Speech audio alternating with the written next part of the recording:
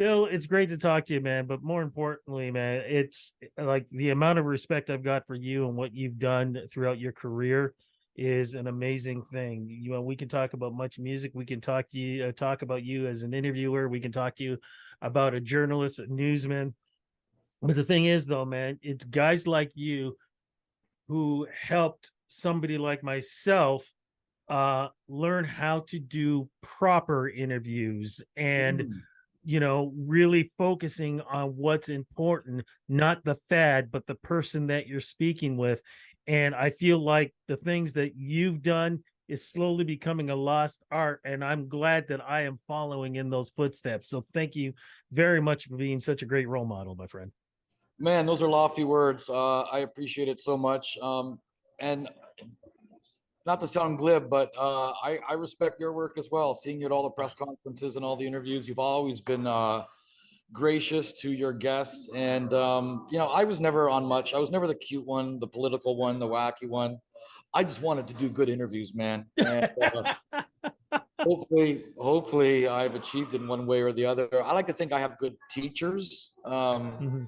Denise Donlin, Christopher Ward, Michael Williams, uh, you know, Erica M. To me, these were people that I watched growing up, and to be able to work with them years later, and to edit a lot of their stories and see, editing a lot of raw interviews, you see what works, you see what doesn't, you see how guests react to certain things, to certain personalities, to certain uh, questions, and you basically that's by osmosis what works, what doesn't, and hopefully I've tried to do that throughout my career and still have a chance to do it, which is what I love. Well, man, you've done an excellent job. But I got to tell you, first off, I'm glad because of what we're going to talk about is you wrote a book. But I'm mad at you because I don't like the title of the book, and you've got it with you right now, and I don't agree with it. If you want to show that book to the folks again, because you showed it to me before we started the recording. It's a happy has been, and it's tongue in cheek. No one wants to be called a has been. Of course not. You can't call me one. I can call myself a has been, but you can't call me one. No, I'm just kidding. Um, it's there are people who know what I've done only from my work at Much Music in the 90s and early 2000s with Much More Music, and then I fell off the face of the earth. To some people, they followed my career. To some people, now I'm in Kingston at a global news affiliate. I have older people that don't even know what Much Music is and who enjoy my work on the morning show there. And so it's a little bit of a tongue in cheek that I am not national anymore. I still work in television. I've never given that up, but it's more of a local focus now. It's a lot of a smaller, I'm not on a national radar anymore. It's a smaller local medium that I'm in now. So I could understand why some people would assume that I'm a has-been, and I have no problem with that at all. Never, never, never. That's the first and last time we're using those words in this interview. Forget it. It's not happening because, like I said, man, way too much respect for you and what you've done and what you're doing. Man, did you ever think growing up that you would have the type of career, the breakthrough, being in the places that you've been, influence the way you have, and even like I said, being part of this industry the way you have, did you ever think that you'd be able to put that thumbprint on? No, man. When I got interested in television, I went to school at Seneca for radio and television. I really wanted to learn how to shoot. I wanted to be Yeah. a camera person in the worst way. I fell in love with editing while in college, and I'm a very organized person. I suffer a little bit from OCD. No crap there. It's true. And something about editing appeals to that part of me where it's like Tetris. Things have to fit, video and audio, and you place it here to tell a story. Maybe jump around to another clip, move that here, put a little bit of music here. And so I spent, all those years putting together hour specials. And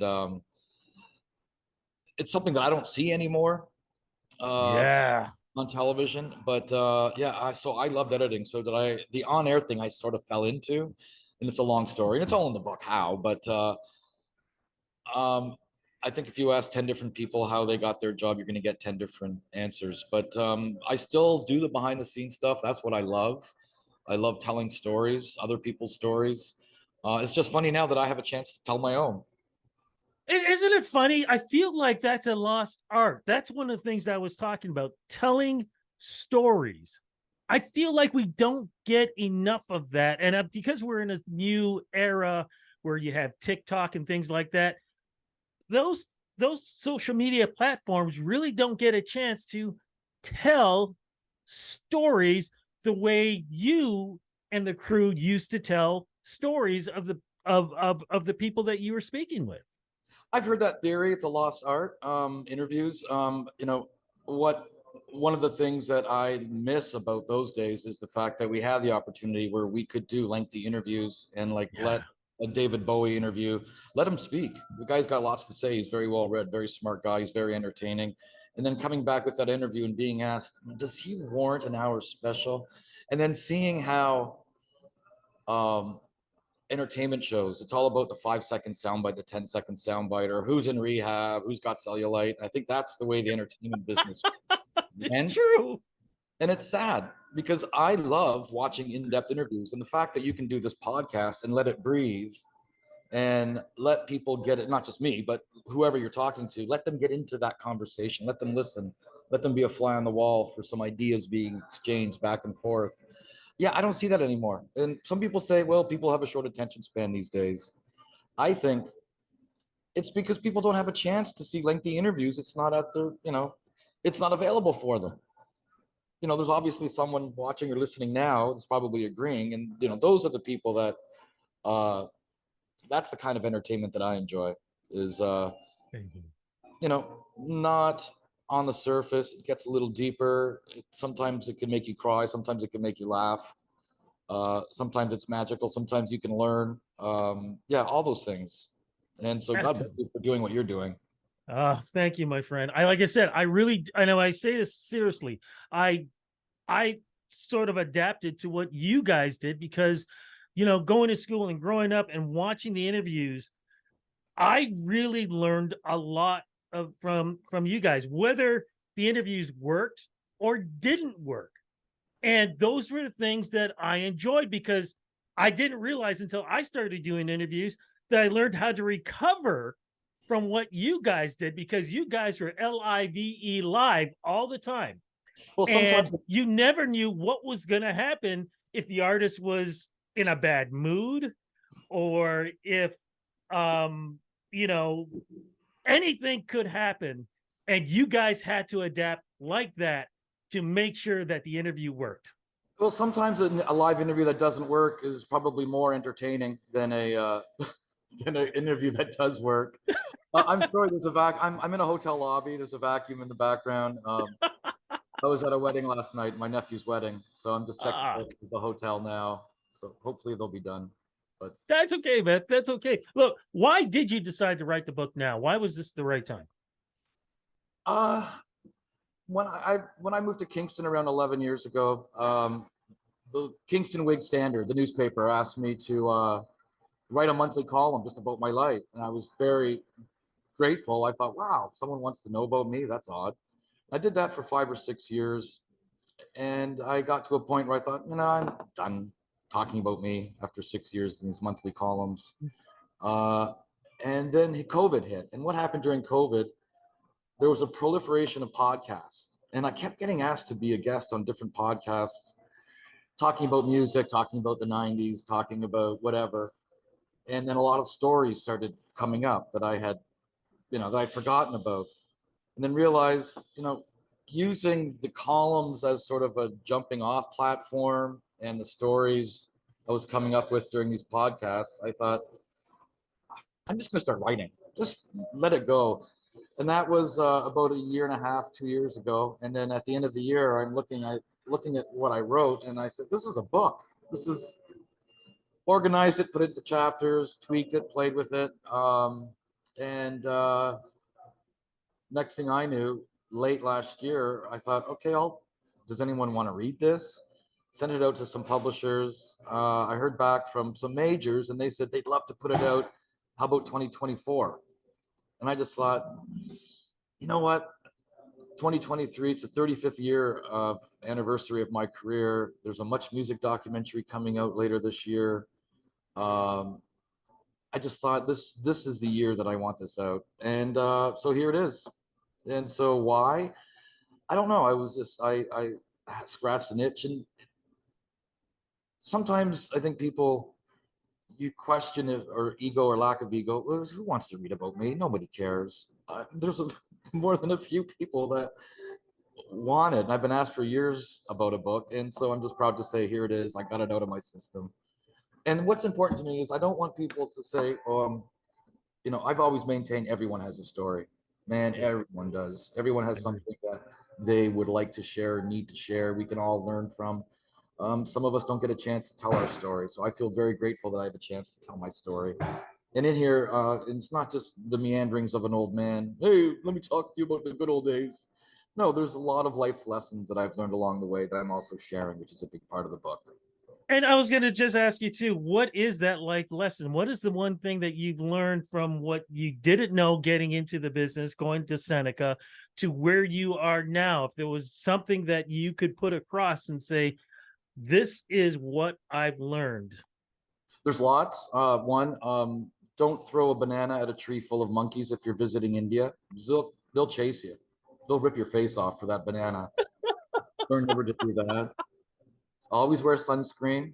I got major sunburn in the Caribbean interviewing Gloria Estefan on one trip, and thought I'd just be there for 5 minutes. I was there for an hour and I got sunburned.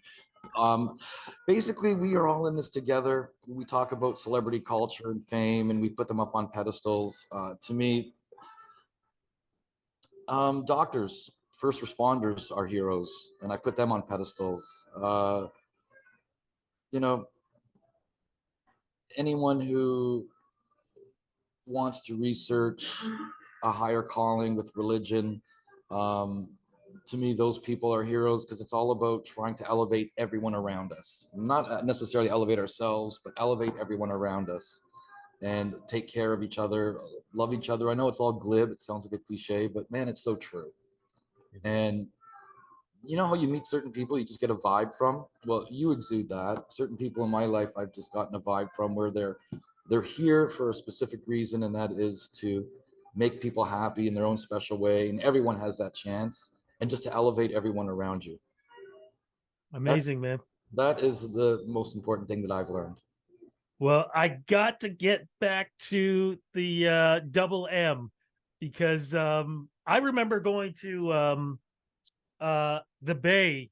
They used to sell the Much Music t-shirts. And I know I've got somewhere in boxes, I still have that shirt. It probably doesn't fit, it's faded out. I wish they would resell those shirts because I love them. And like I said, I loved everything that went on at Much. I loved watching the interviews. But for you, though, being on the other side, what would you say was one of the most iconic interviews that you've done? And what was one of the hardest interviews? Because again, I know sometimes you can sit there and you got great questions, you know what you want to say and ask, but that person just doesn't want to answer anything at that moment. I've been lucky for most of my career that every interview was good. The one bad one that stands out was Blur live on Much. They hyped it as an hour. They're going to come and play and sing, and they did it in Montreal for Music Plus the day before. They came and they played. They did not want to talk. So at that, what do you do? Get a lot of mumbling, get a lot of yeah, no. Throw to fax questions, same response. Throw to a viewer question, same response. At the end of the broadcast, couldn't come quick enough. The road manager comes up to me and says, "That was great, man.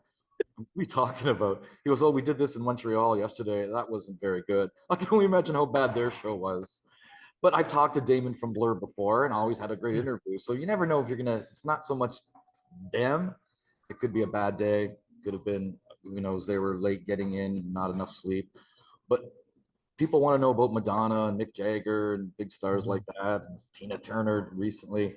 Um, my favorite interviews have always been the ones that I grew up idolizing, Yeah, pictures of in my locker at school, or doodling yeah. band logos on my notebook, or pictures in my bedroom.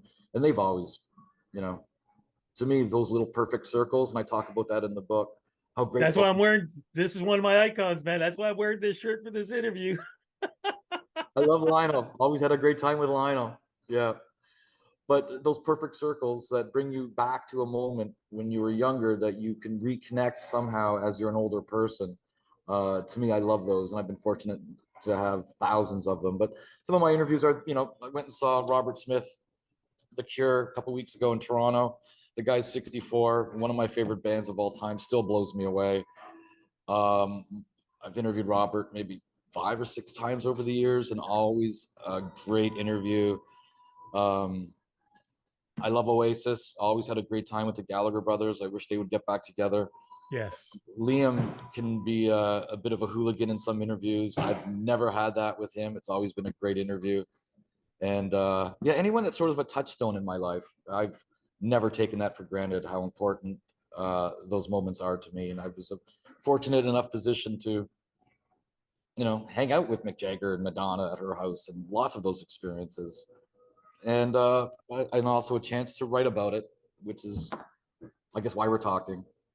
And what do you hope the fans are going to get from this book when they get a chance to read this? What do you hope that they pick up from your life? When I was finished, I was thinking to myself, well, who's going to enjoy this? Who's going to read it? I started thinking, you know, there's a whole generation out there that grew up on Much, probably miss seeing that presentation of music. I think they'll get a kick out of it. A lot of behind the scenes stories. But the goal for me was, if you have no idea who Bill Welychka is, I don't look familiar at all to you. You have no idea what I've done in my life, but you can still pick it up and read it. And by the end go, that was a good read. That was fun. This is one of my favorite books. And I'm pretty sure I've achieved that.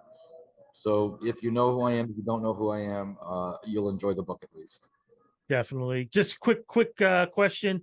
Have you seen the documentary yet? And are you in it? Because I'm looking forward to seeing it. I'm in the trailer. I know that. I haven't seen it. Blown away about a year and a half ago, being asked to be interviewed for this doc, and a chance to relive some memories. And I think what Sean Menard has done is what I tried to do with this book, and that is remind people what a great time it was, music television, and remind people what it could have been if it had still existed, and remind a new generation, like, this is how we presented music, and this is how we promoted bands and promoted artists and elevated music and elevated musicians in Canada and elevated the fans and got them close to their heroes, which was a big part of what we did, that interactivity.